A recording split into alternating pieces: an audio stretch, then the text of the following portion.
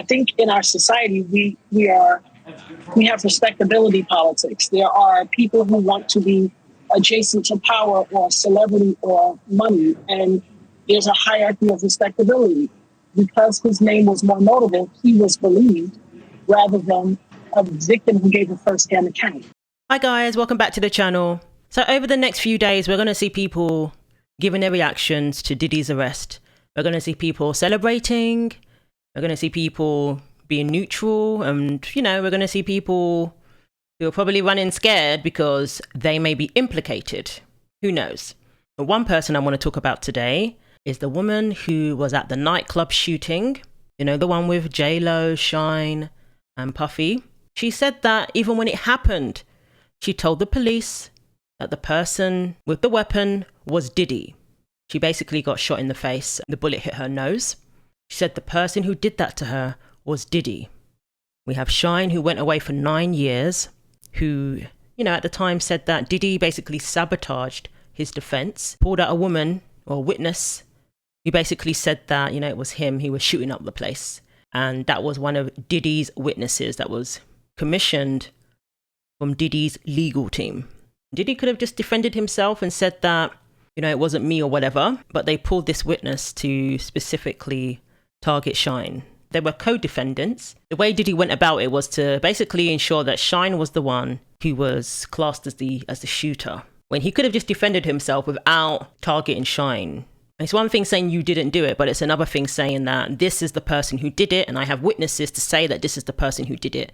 But the person who was actually shot, who was actually injured, severely injured by the whole thing, and was very fortunate that her life wasn't taken that night, she's saying that no, in no uncertain terms, that it was Diddy. And now she is celebrating that Diddy is now locked up. He has been denied bail and is currently in prison in New York. So the victim is Natania Reuben. She got shot that night, shot in the face, and is so fortunate to be alive today. So fortunate to be able to go home to her children, which she said was her priority. And yeah, she is celebrating the news that Diddy is finally being brought to justice. So it says if the 9mm hollow point bullet fired directly into her face a quarter century ago had proved fatal, Natania Reuben would be long dead. And there would have been no teenage daughter to call to her from the top of the stairs on Monday night. She says, "Mummy, guess who's in custody?" Reuben later told the Daily Beast. I asked her if it was somebody locally in town that we know. And she's like, no, he's bigger. Reuben then saw something akin to bewilderment in the eyes of her daughter Nirvana. Reuben realized that she was talking about the hip-hop mogul Sean Combs, also known as Puffy and Diddy. I said, "Are you kidding me? Really?" She said, "Yes. I just screamed out to God. Thank you, merciful Father." Wow. Back on December 27 of 1999, Reuben had been at Club New York in Manhattan, helping a friend promote an upcoming New Year's event. Combs had arrived with Jennifer Lopez, his girlfriend at the time. He was also accompanied by his bodyguard, Anthony Wolf Jones, and a rap protege, Shyne Barrow. Anthony Wolf Jones is since deceased. Combs got into a verbal dispute with a drug dealer. Reuben says she clearly saw Combs with a gun in his hand, and she was in the line of fire. When she saw him fire, she recalled the muzzle flash. "I watched him," she told the Daily Beast. "I saw him with my own eyes." She somehow survived being hit directly between the eyes, straight on into the nose. Wow. Straight on? I thought maybe the bullet clipped the end of her nose or something. Absolute miracle that this woman survived this. "It felt like I was hit with Paul Bunyan's flaming hot sledgehammer," she recalled. Wow. She thought of her 2 young sons and was determined to survive. "I called out to God and said, 'Don't take me. I'm not finished raising my kids. I have work to do.'" Yeah, and you have said since really right after the shooting that it was P. Diddy who shot you. I think you even said it to the doctor that night, right? I said it immediately. I literally watched them pull out the guns. I've had a clear point of view.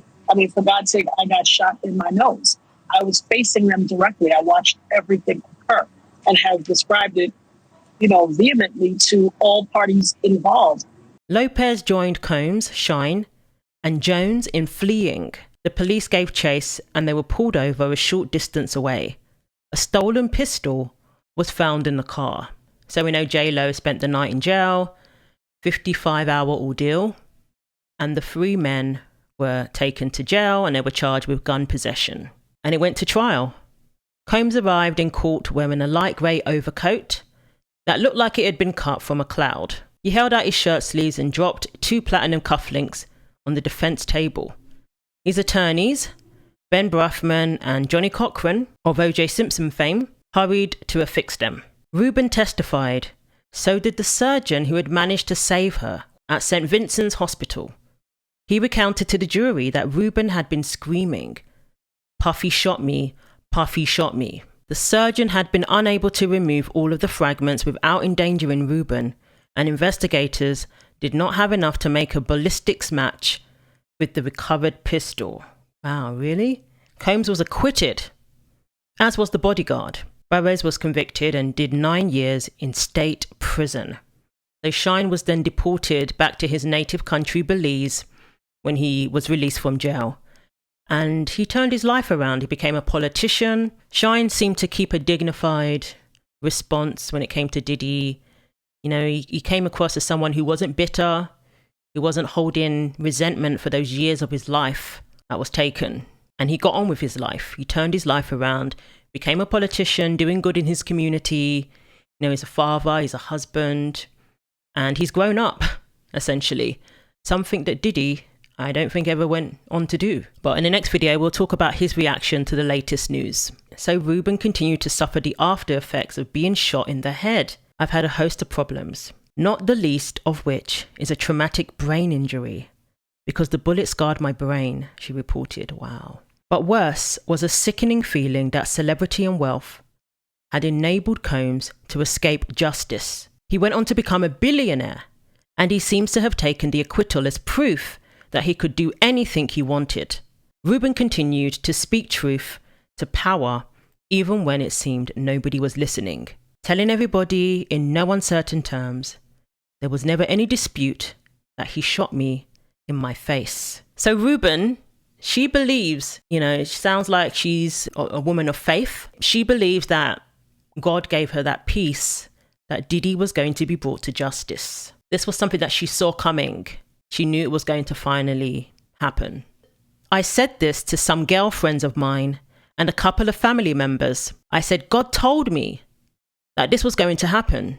And they were like, that is not going to happen.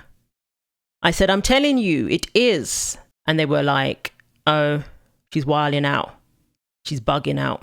Then, beginning in November of last year, a series of civil lawsuits were filed by women who alleged Combs had SA'd them and attacked them, in some instances subjecting them to drug-fueled freak-offs with male escorts, which Combs watched and videoed and pleasured himself to. And obviously the Cassie video came out, the Cassie lawsuit was concluded. When all this stuff started coming out, friends and family members came back to me and said, we thought you were kind of losing it when you were saying that a few years ago. But you were right. And federal agents began investigating, and the result of a 14-page indictment for trafficking and racketeering unsealed on Tuesday. Combs knew it was coming, and he flew from Miami to New York to turn himself in. Homeland Security agents went ahead and arrested him at a Manhattan hotel at 8:25 p.m. on Monday. So Reuben survived to raise her sons and 17-year-old daughter, Nirvana, into fine young people. Reuben was in the living room on Monday night when Nirvana appeared at the top of the banister from the second floor and announced the news about the big person in custody.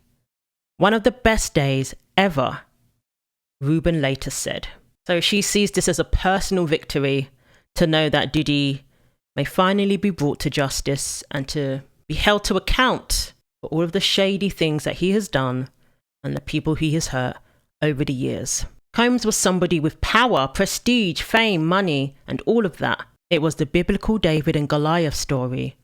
I know my sling and my stone might be 25 years old, but all of these people who've been abused by him subsequently would probably not have had to endure any of it. And she said that all of the victims who came after her, the SA, all kinds of abuse that they suffered at the hands of Diddy, they didn't need to go through it. If he was brought to justice after shooting somebody in the face, if he was brought to justice then, all of the victims, they wouldn't have gone through what they went through. And she said that is the saddest part of all. So the prosecutors in the case, they're 5 women. The lead assistant US attorney, Emily Johnson, described Combs as a serial abuser and a serial obstructor. So Diddy's lawyer argued that he has earned the court's trust by doing everything from assembling his family passports and putting his plane up for sale and paying off his mortgage so his home could be part of the $50 million bail package. But Johnson, the lead prosecutor, said, I don't think you can trust yourself. So he has pled not guilty and been denied bail. So that's where everything stands as of now. They said he turned to several family members, put his hand over his heart. They sat in the 3rd row.